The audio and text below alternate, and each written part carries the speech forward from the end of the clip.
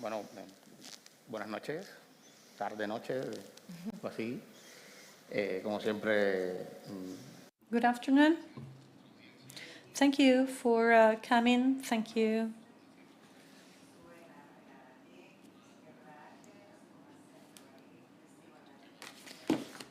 It is a pleasure to be on this festival to talk about translation.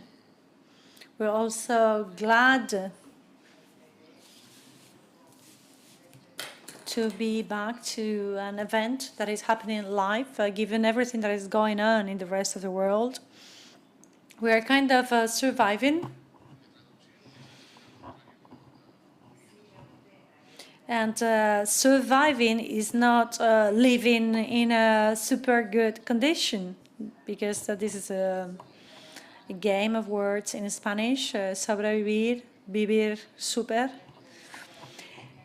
So it is really a very happy moment, the fact that we are now all together here in this theater and that we can have the writers coming with no further restrictions to traveling. Talking about translation.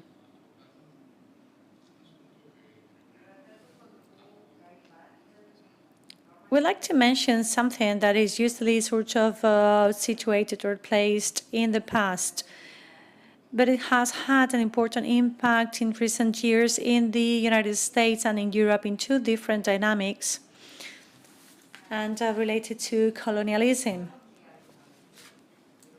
I don't know if you know that recently almost every museum in Europe, but not the Spanish ones, they've considered what to do with their heritage, how to repair them, restore them, with that heritage that used to belong to the colonies, but now are in the hands of the metropole of the main cities. Like 90% of the artistical heritage of Africa is out of Africa. 90% is easy to say, but it is a huge number. And in recent times, this has been subject to concern and debate in the European museums. And this means that colonialism is not something of the past and far away in the space or time. It is present in our current experience, among other things, because it is part of modern capitalism that retrofits constantly itself, and also because it's been mutating. This image of a plantation that used to make us think of cotton and sugar in the past, and of slavery that we had visually in our minds, then Hollywood and books have sort of made us also think about these as something of the past. But now this has mutated, and now you see this in all these coltine mines, or in a tourist resort, or on those American campus that have built a whole theory on colonialism. And now we think that, but from a very comfortable situation. So I think this debate that have taken place are based in the present. In the United States, there are like 10 museums about Afro-American culture. They are not only trying to repair or to give back, but also to work on social inclusion in current times of this contribution of this Afro-American culture. And this is also about slavery and everything that came with it, like music, arts, literature. And then in Europe, we've reviewed the past. So we've been wondering what to do with this heritage that we have, how can we give it back, and how can we readjust the conditions for these anthropological museums that were really like fetish zoos. How can you readapt these to current communities? So these communities that now are living among us, even though originally they come from the colonies, I think we have to see how to deal with this. So this debate is about that, and it's also related about the critical space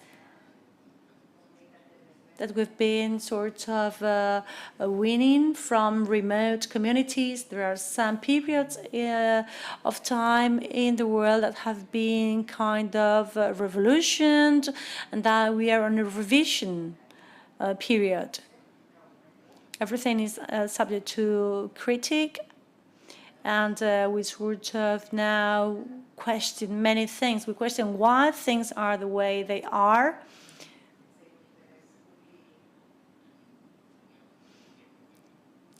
We might keep on reading Defoe, Stevenson, or Conrad from a colonial point of view.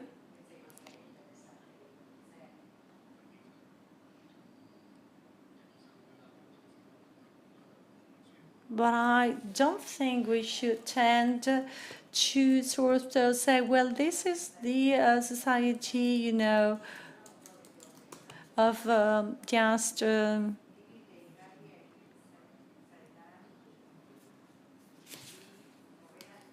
just take it as it comes, just go with it.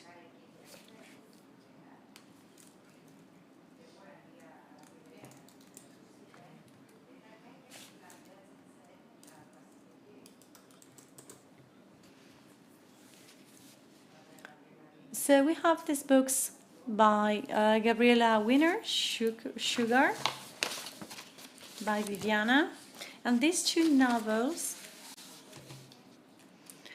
they place this colonial narrative in the heart of a debate. Maybe you were not aware of it.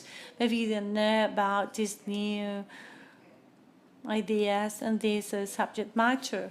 And I think these two novels absolutely modify colonial fiction and its narrative, because the main colonial novels,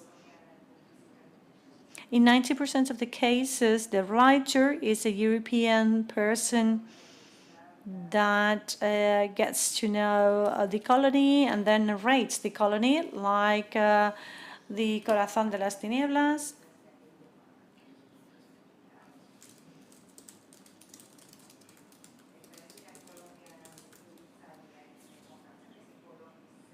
Heart of Darkness by Conrad. So I think we have in our brain always this idea that these kind of books are always written by colonialists. I think the second chapter in Robinson Crusoe is titled Slavery. And then we have also books written by women that suddenly understand that something in the past is now in our present, and starting from something that is really at the foundation of our society, and it is really tragic, like slavery, colonialism. I think that these and these women is told in a different way through family sagas, and it is rather like a return trip where they cross the Atlantic, and this is about colonialist adventure about the past and about the present, and these two novels are really spontaneous. So without any further ado, I'd like to, well, introduce these spectacular writers and talk about these two books that have had a very big influence. And I think they are reviewing the subjects that we had the idea that were very limited, but now we see that there is a place in reading. I think now readers also consider this subject not to be something on the edge, but rather an important subject. I think we have to review it and take it into account, even though it is fiction and sometimes it's about a specific family. So I would like to start this conversation.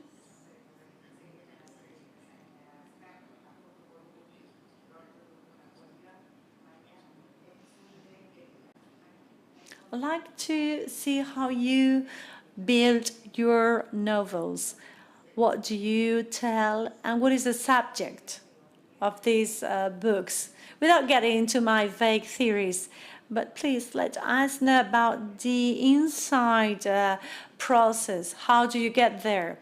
Do you know you are doing it on purpose? You are talking about this contemporary debate, or for you it was just about the time to talk about this subject matter?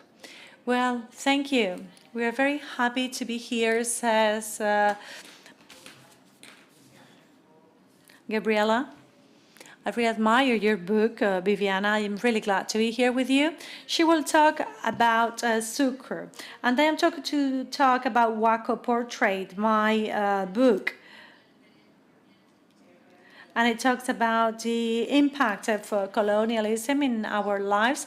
This is like an open wound and a collective wound that we share in the whole of Latin America, or Abya Yala.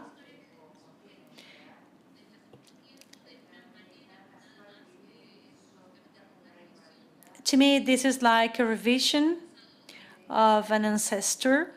So this is about a family souvenir, and I knew I had to fight this idea because this was about identity. He was an Austrian Jewish migrant, and he was sent by the French government about 1879 to Peru and to Bolivia to do a scientific research in archaeology, to trace maps, and of course to bring heritage that at the time was considered under the scientific alibi. It was considered to be research.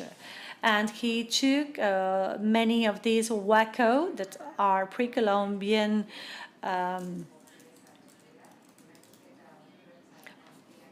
pieces of art, and then they were taken for the world exhibition. We had my great-grandfather with his Wacos that he took from Peru, and then we also had human Wacos that were exhibited there. So the natives from European colonies were also on show. So the idea was to foster or to glorify the power of these countries. So this great-grandfather, of whom I had a picture at home, and it was at the Wiener family living room, and we're not able to pronounce it well because it comes from Austria, and I only later I realized it meant Wiener from Vienna. So I am Gabriela from Vienna. That is my name. So with these family names, and then as a contradiction with this face. So when we attend, we go to a museum to see the heritage that is left there. There is a kind of Waco, there is the Waco portrait that shows the native faces. So I mean, children will laugh at you if you look like a walker. You have a walker face, they laugh at you. Everybody would like to have this family name that comes from Europe, like me, Wiener. Nobody wants to have this walker face because otherwise other children laugh at you. And then you have well, all these races and bodies that really are organized according to different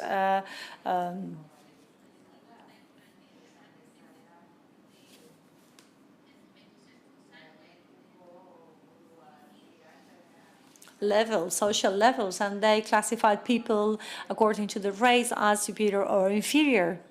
So this is something that, as Ivan said, is still alive in Peru. My grandmother never wanted to talk to me in Quechua. And same happened to my husband. So they stopped the transmission of this language. We didn't know much about our grandmother, great-grandmother that used to speak in Quechua, but we knew almost everything about our European ancestors. So I decided to research and tell a different tale. So I also wanted to get to know about this sort of, not only the one story that is written with capital letters, but also the one written with small letters. So there is this son that we don't know much about, and I come from that son that was like the bastard son. And then to a native woman, a son was bought to take it to Europe. And in the book, this great-grandfather of mine said that this civilizing project began to work. So we are part of it. And then I realized about that, and this is why I wrote this book. And this is why this is very powerful in current days, because immediately I realized that discourse of this great-grandfather that was a plunderer, it was not really about extermination, but it was rather the civilizer, the savior, the white man that would take this native boy to Europe to re-educate him. I am a migrant, and I always felt like that. I also felt like that, a boy. So I think my book is very contemporary and is very much in line with critical discourses, not only because I was reading about these, but also because this is about meeting my community of migrants in Madrid. And of course, our lives also have a political component, because, I mean, if you have a policy on migration, that has an impact on us, and there is an international racism, and then there is this erasement or deletion of us, and also there's a resistance, and the community as a play for reparation among us, but also in a private way, and also in the field of desire or love. So as Galindo, you cannot decolonize without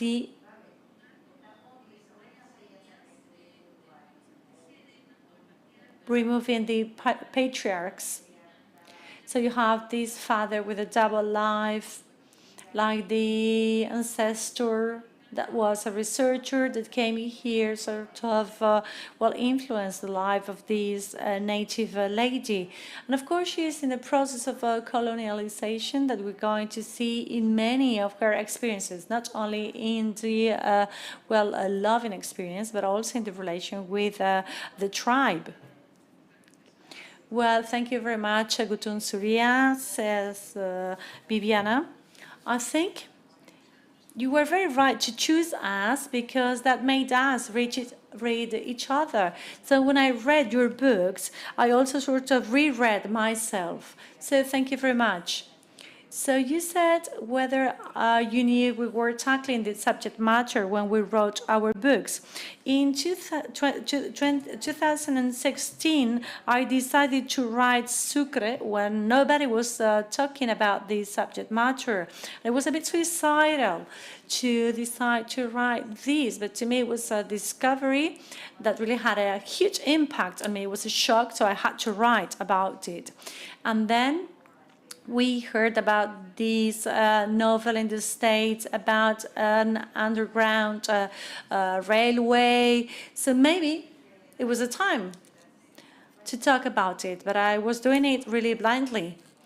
So Sucre, this story, I heard about it because a friend one day, and you know, usually when they tell you, I've got this story you are going to love, and usually it is terrible. Don't you know about these Galician slaves? You're going to love this story. Are you crazy? I mean, that these Spaniards went to the States and ended up as slaves? And I thought, well, that is not possible. This is a misunderstanding. This is an anecdote. And she said, no, I'm going to send you the first clues to find about this. So she sent to me an old documentary on from the Spanish television. So it was Galicians as slaves. And then there is this website where a researcher, by hazard, buying some text on eBay, found the shipping list of these boats that used to take these people to the new continent. So I was absolutely shocked, and I got obsessed about this story. And I thought, this cannot be true. This must be just like an exaggeration. I mean, it is impossible that 1,700 people ended like that. So the more I found it documents, the more I realized that this was true. So 1,700 Galician people in 1854 were taken from Galicia to work in the sugarcane fields, and they ended as slaves. There was a cholera epidemic, and it was killing everybody that was able to survive hunger, because there was also a big hunger at the time.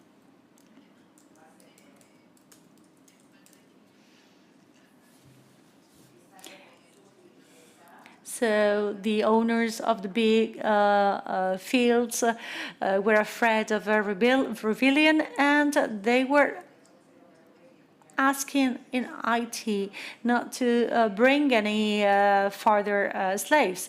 And then the slaves became a very expensive thing.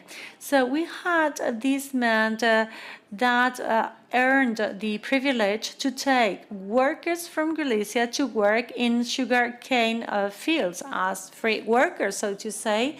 So he started this company with some money from the Cuban government, and with a lot of money, by the way. And what happened? When they were taken to the island, some conditions were promised to them that were not satisfied. And not only that, they thought they were free workers, but they were there to replace slaves, and effectively in the same conditions as they ended up working as slaves. So, you know, little by little, they, in these farms, they decide to rebel against that situation, and that led to an argument, and that led to a scandal. And even in Madrid, in the government, they began to hear about this. But we Galician people, we didn't know about this. So mid-19th century, this happened, and it was about 1,700 people.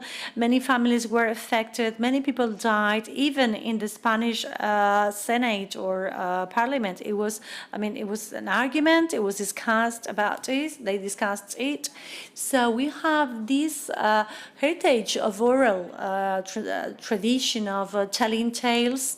And also we have all these awareness about migrants. I know nobody not having migrants in their family, and but nobody knew about this.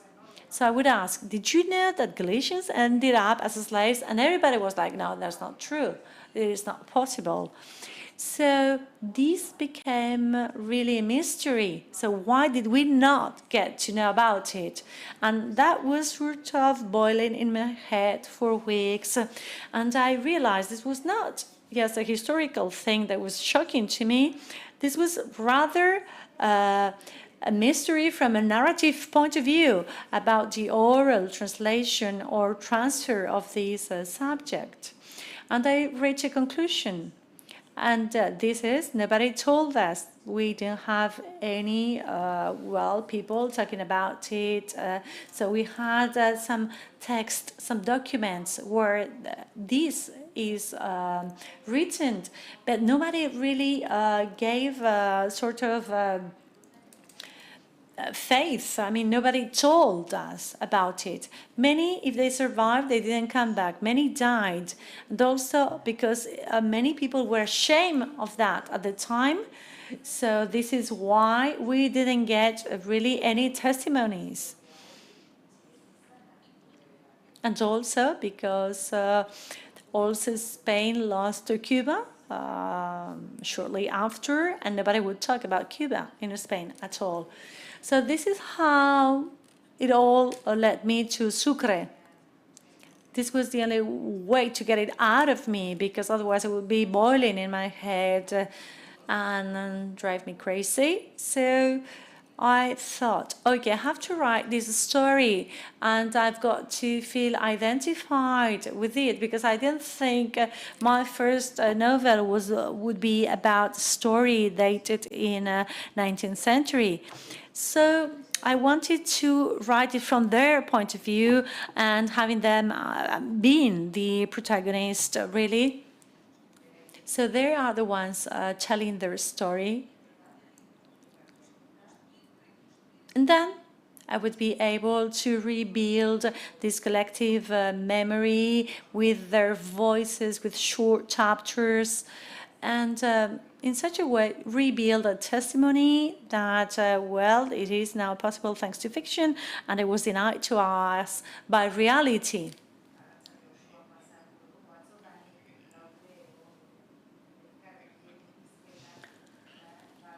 Well, sometimes since we've been talking among ourselves, I know some of the things you're talking about, but I would like to also tell or get to know, because you also mentioned Colson Wider.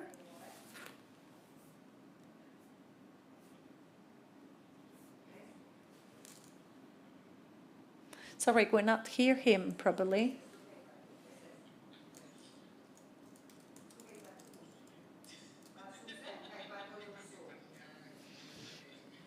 No, you mentioned that book. I think he's talking about Colson Watergate. Or who? You work with Pepitas de Calabaza, you work with Random House, so different publishing houses. I am now talking about how to give gold back. So this is why I'm in a big publishing house.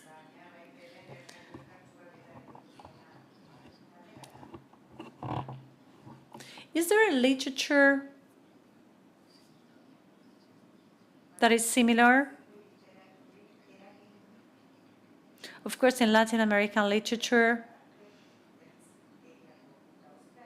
this subject has already been treated, but maybe in France, in the States, in Anglo-Saxon countries, do you think there is some kind of other literature that was an influence to you?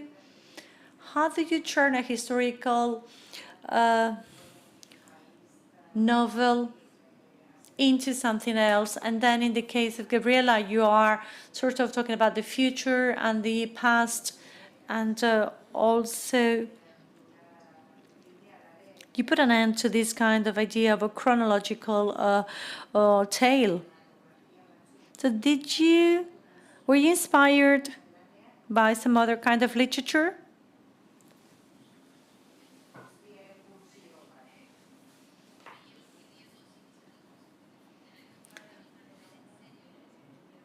For a while, my friends have been telling me to write seriously, and I've not succeeded yet because I am always in these chronicles, these telling of stories that are like experiences. And sometimes my friends tell me, come on, write the novel about your great-grandfather. And I did it without doing it. And I think my book avoids classifications. You cannot say it is a colonial or anti-colonial book. Sources of inspiration rather come from, of course, some theories like bell hooks, thinkers or anti-colonial like Maria Galindo, writers, some people that wrote hybrid books from that point of view, like Gloria Zaldúa, that really propose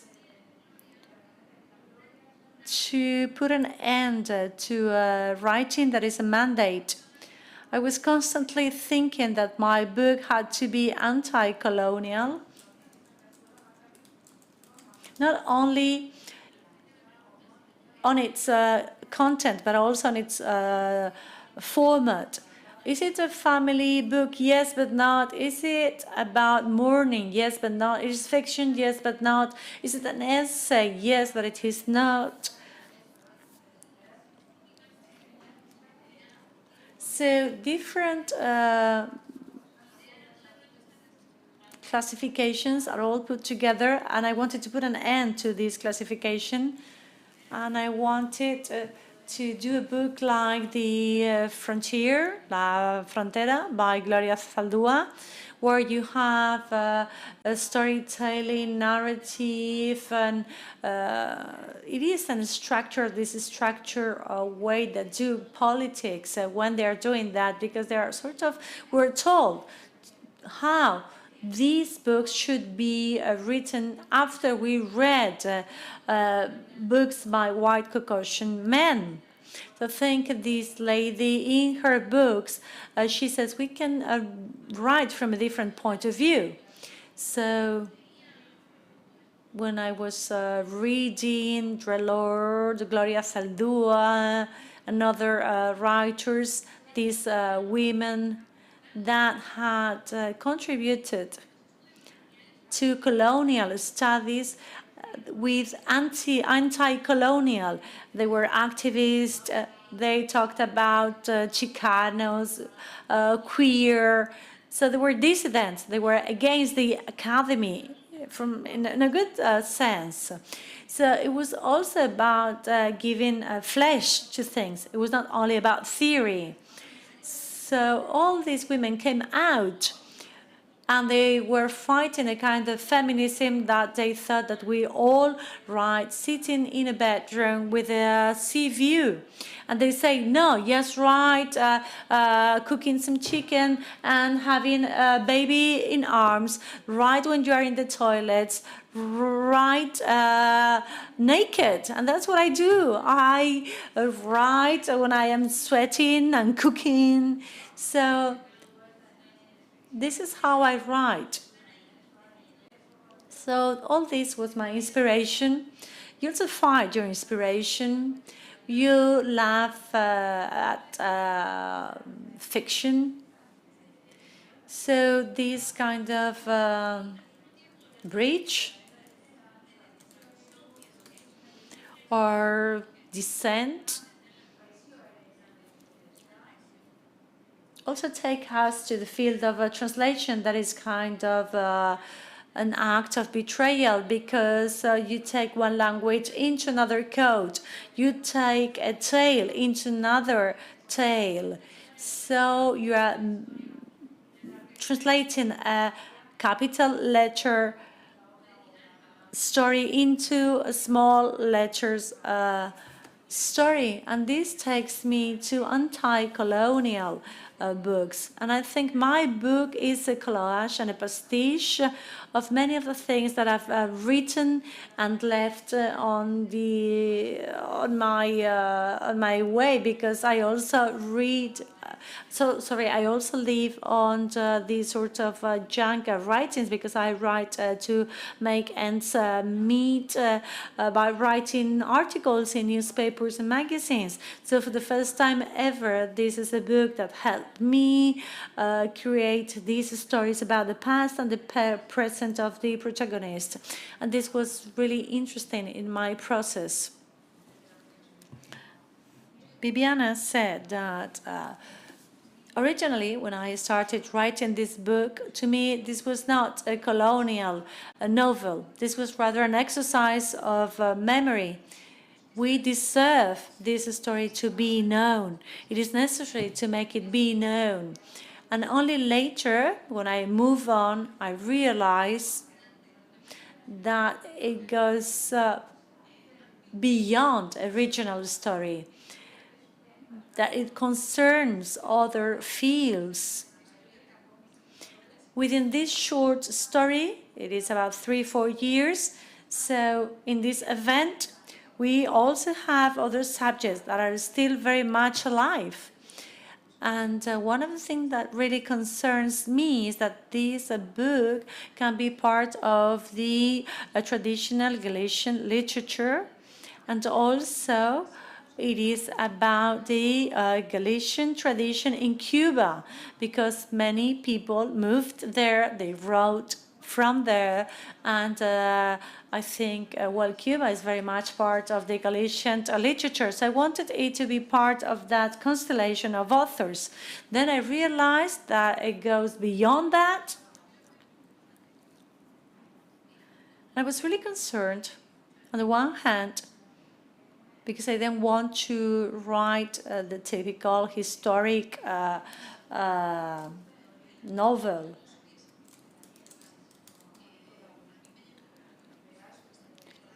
So it took me some time.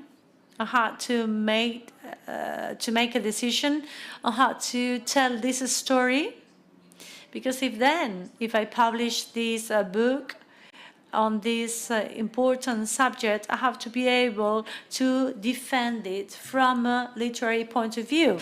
So I have to identify it as an author. So I wrote a list on what I didn't want to do. I was sort of writing the book against how you usually write it. It couldn't be 400 pages long, chapters should be short. Even though I really did a research as if I was going to write a 400 pages book, but I had to really only sort of give their point of view. That was the only voice that should be there. And of course, everything that happens to them, it is documented, it did happen, but the characters are fictional. Because even if we have the names of these people, I cannot really sort of, say I know them or what happened to them. When you say 1,700 Galician people ended up as slaves, and it does make a headline, but 2 minutes later, everybody forgot about it. So I had to write a book on characters, and usually these kind of characters do not have their own identity in these kind of books. I think recently these people that were in this kind of expedition of adventures, they were like a mass without a name. We would only hear 1,700 people. That was it.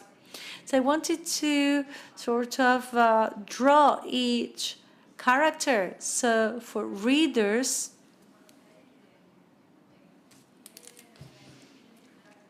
they should be like us. Because sometimes when you say, well, this happened in the last century or 2 centuries ago, we think they were like different species.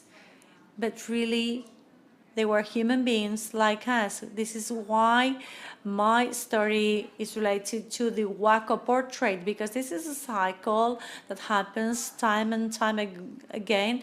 We will always are going to have people that are desperate and are going to run away, and always you have people with no values that will take advantage of them. It might happen because of a war, because of poverty. So these people with no scruples will take advantage of them and abuse them.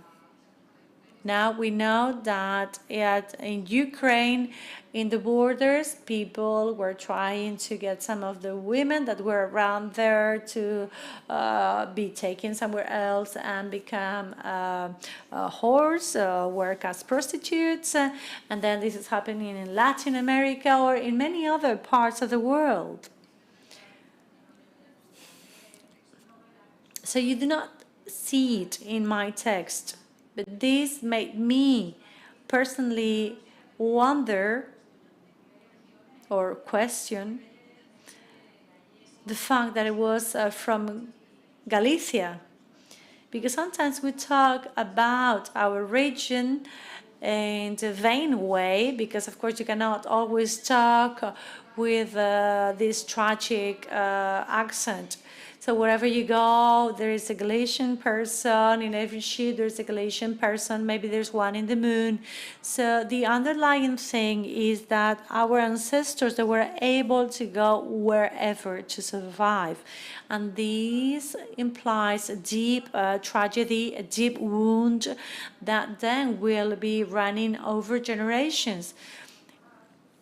When I talk to readers, I am glad that now readers are eager to ask their grandparents, how was the immigration?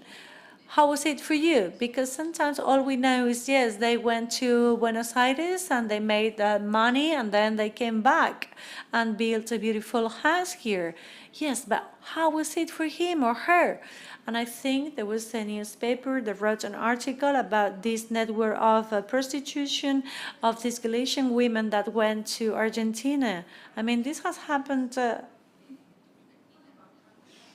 this has always happened. So I think there is a field of research and to really change the storytelling, to find out, to relieve these mysteries, to reveal these mysteries, so that people start questioning how was our past. Because sometimes these epic stories are told only considering these people that really suffer, I mean, without considering these people that suffer enormously. So after your books, I think we cannot talk about this subject in the same way, because you have unveiled something that happened and this vicious circle. And now, thanks to your stories, we know that we have to face this in a different way, because now publicly we know what happened. So you outed this issue, and I think this is important.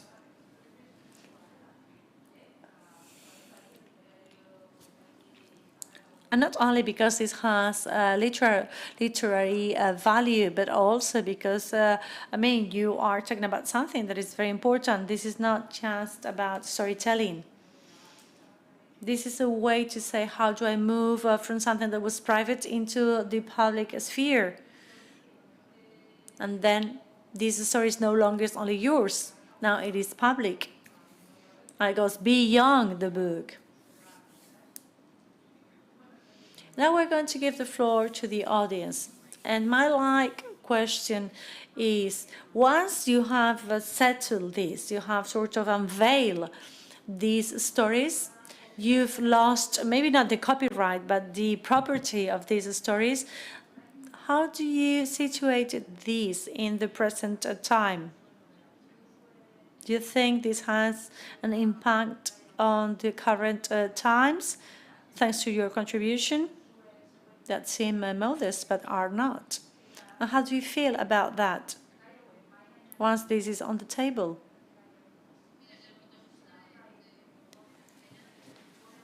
The protagonist of my book, Waco Portrait, attends a workshop to decolonialize the desire to stop only fucking with Caucasian men and to start fucking among themselves, among all browns, South Americans, migrants that were not considered as desirable because the colonial racism has taught them to hate their bodies and to sort of whiten their desire. So they start talking about that and they start fucking among themselves, and they write a book, a poem called Panchilandia. Do you know that Latin American women, they are called panchitas? So this is why it is called Panchiland. And everybody smiles at us, everybody treats us with love. They call us Machu Picchu, Panchi, Panchita.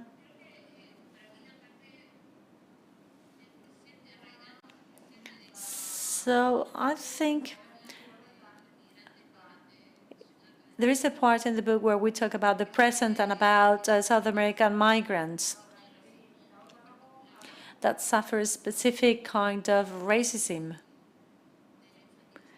That is the racism of treating you like a child.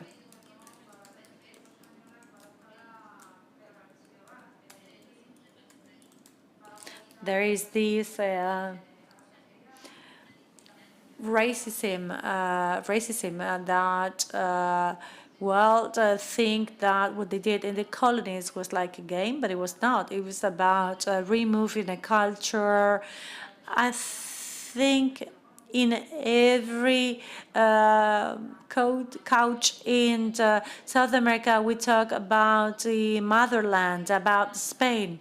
And always sociologists, they talk about that. But when you come here to Spain, we, the Sudacas, the Latin American women, are the ones taking care of your children, of your grandparents. So this is how they see us, and it is because they do not know us. And the politicians, they say the best thing that can happen to you is to get married to a Spanish man, and that is true. I mean, some politicians said that. So I think Waco Portrait is about that. It talks about why Spanish women or men, when they analyze themselves, they don't think about that colonial past, and they don't think about Latin America.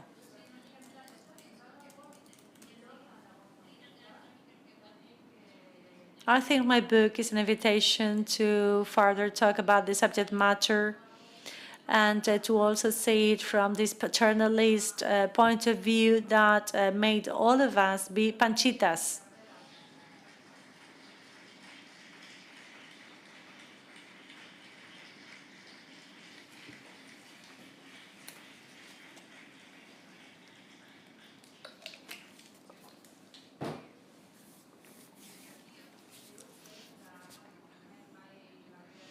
I'm talking about both our books, and I think these reaction, since they were published, means that it doesn't matter what the politicians or the states say.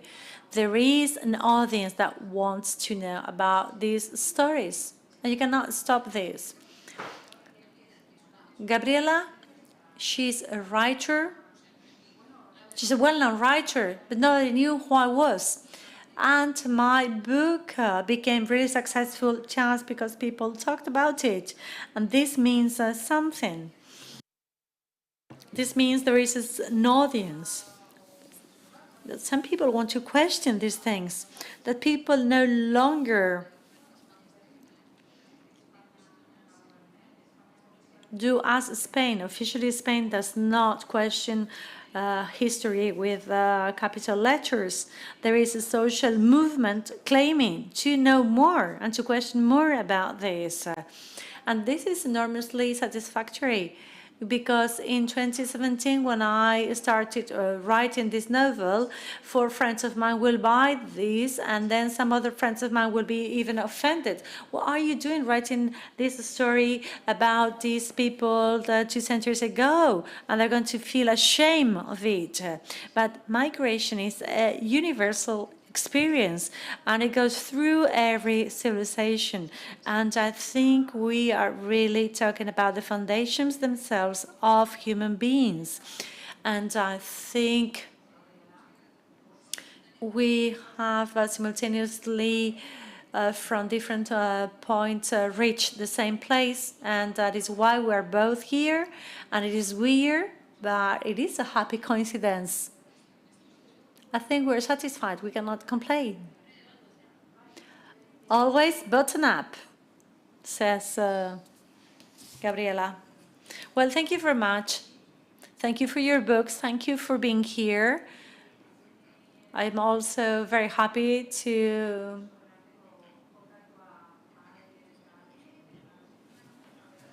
have you both here and to sort of connect you. This is interesting, people doing the same thing simultaneously, and now we have some 5 minutes for questions from the audience. So please feel free to make questions. Then I think you're going to sign books, are you not? So you could also talk to them.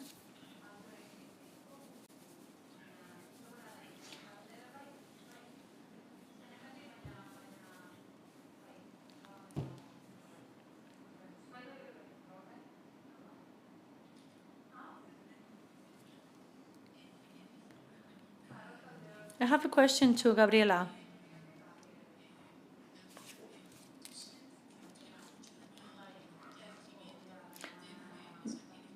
For many years, you've been writing in Spain. At least that is what I think.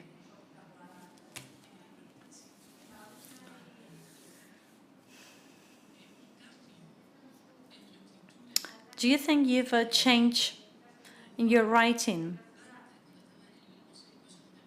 I don't know where you lived before you came to Madrid, but have you think your writing has changed? Or your creative process is different now that you are creating in a different place?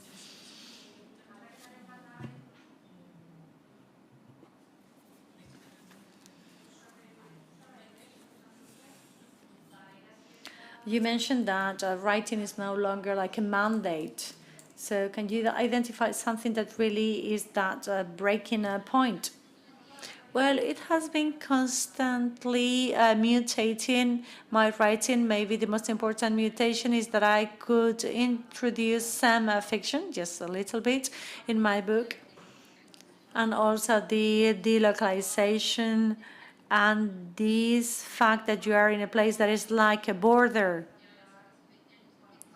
I've been here for 20 years. That placed me on that liminal place where things are seen in a specific way. I've been writing personal essays, autobiographic books, so my life ends up in my literature. And since I migrated in 2003, then that is when that becomes evident in my narration.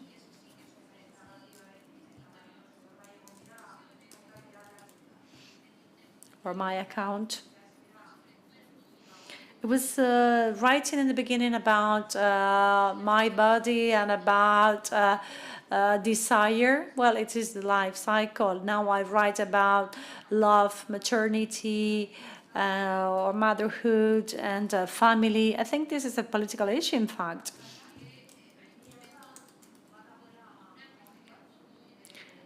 But it is true that in my literature, before that feminist explosion, something changed.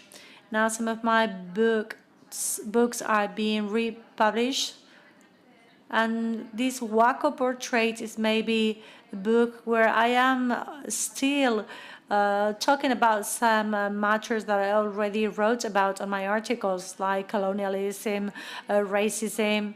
So this comes from my sort of extra literature work, even though I think that even my chronicles or my journalistic work is my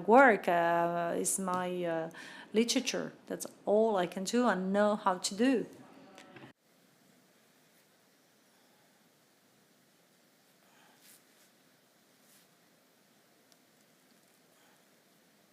Viviana, yo te puedo preguntar una cosa. Ah, claro.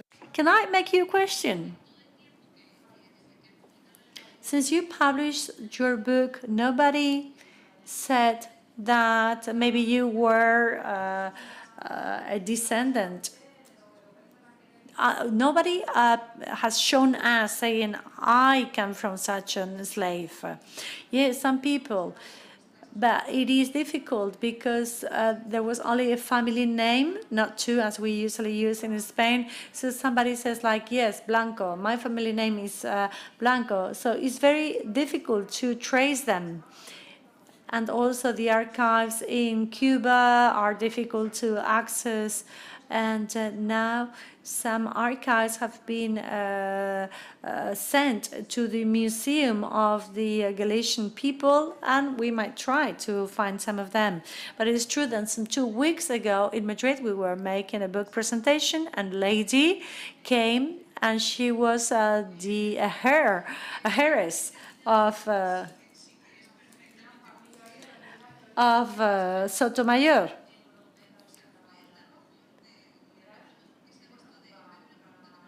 So instead of a question, I've got a comment. It was fantastic because she said, I am the heiress of Sotomayor. So we were all wondering, what is she going to say?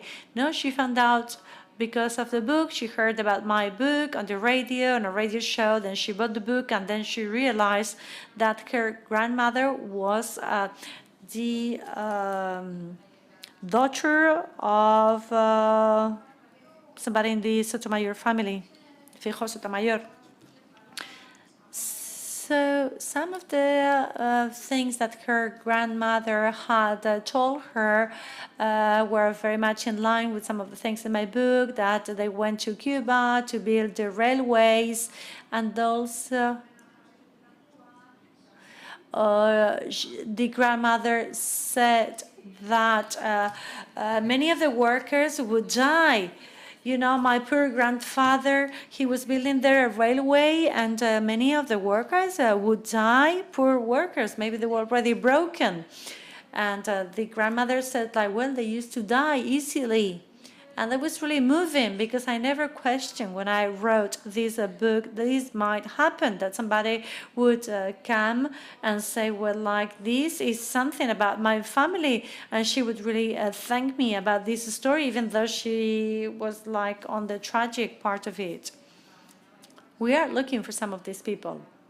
Well, you know that my book starts with the protagonist at the Quai Branly Museum, and there she sees all these walkers, and she is seeing her image mirrored on these glass cases.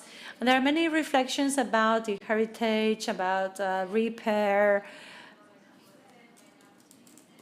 Now, many people that work in the field of archaeology are writing to me, So this is considered as a colonialist profession in Peru, and some people working for private collections. Huaquero is a word that means you take things out of the temple, the heritage and the huacos, and this means that you are almost a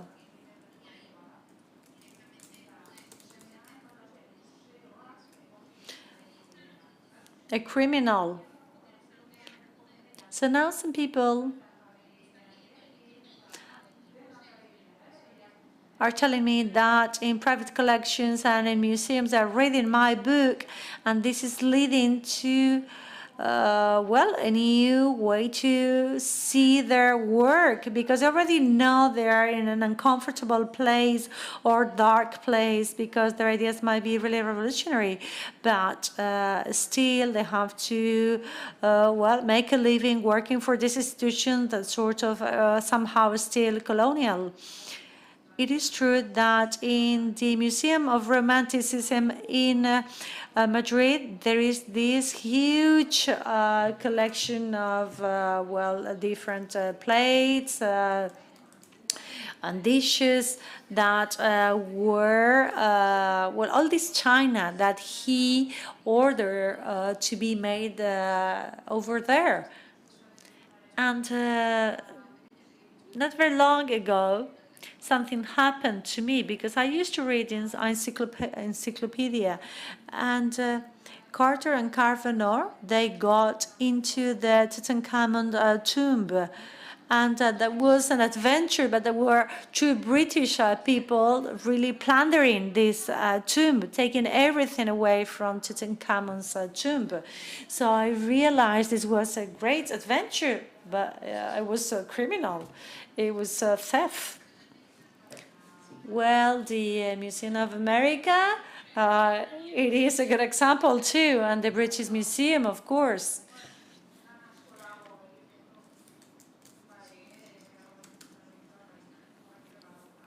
It was all about plundering.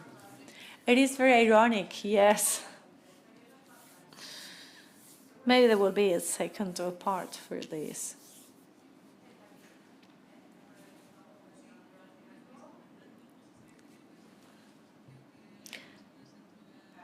There is an exhibition by Cabello Carceller here in this center about Arauso.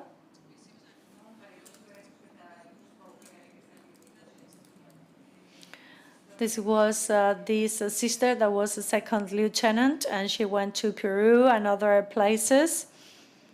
And many feminist and lesbian, feminist or trans queer people are very interested about this tale.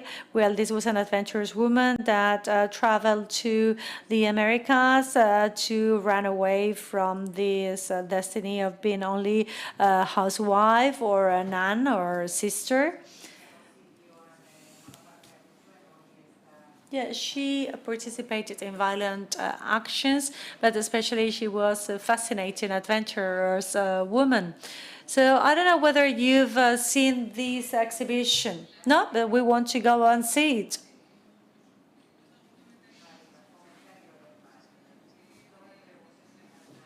I want to do a critical reread of this arousal lady.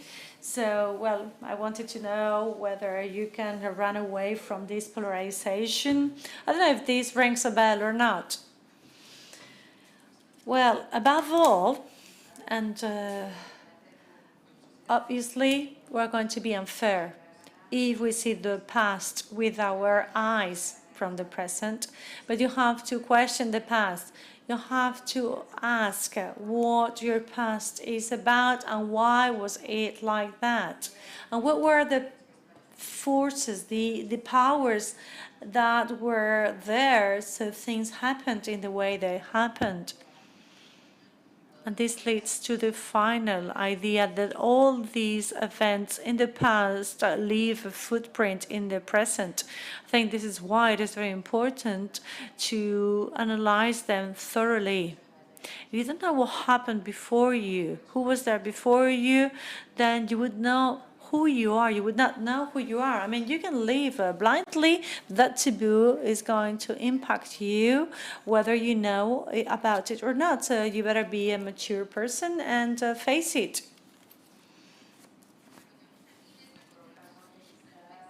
I think in Waco portrait, there's only a moment when she feels some empathy about this traveling great-grandfather.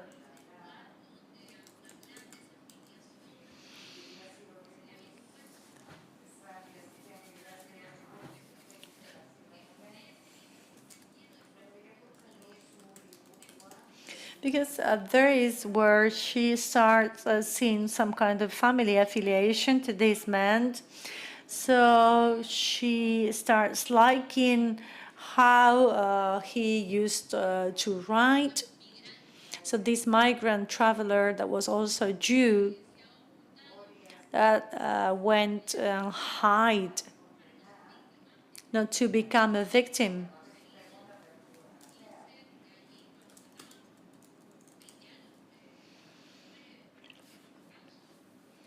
So he died before the Holocaust, and he really tried to build his acknowledgement and his recognition through things that were maybe not too professional.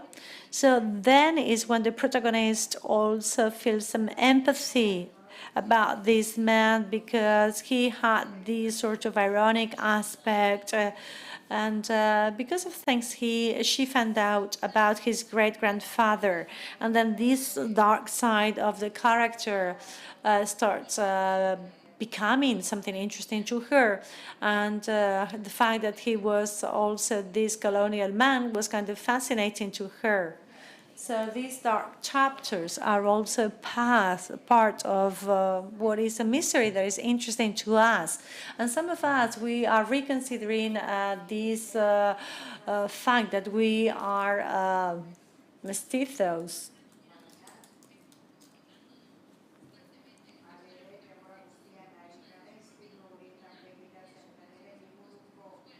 And they reconsider their love stories, their sex stories. They try to be the poly lovers, but they cannot really do it successfully. They turn into a colonizer of their lovers, and this is why they attend these workshops. Well, go read my book. That's good.